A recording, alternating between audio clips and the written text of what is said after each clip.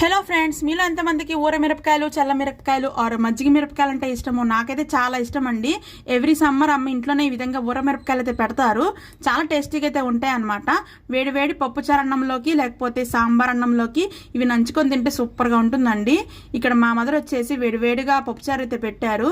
ఈ విధంగా అన్నం పెట్టేసుకొని మధ్యలో హోల్ చేసేసుకొని అప్పుడే వేడివేడిగా కాచిన సాంబార్ కానీ పప్పుచారు కానీ ఈ విధంగా వేసుకొని తింటే ఉంటుందండి. చాలా టేస్టీగా అయితే ఉంటుంది.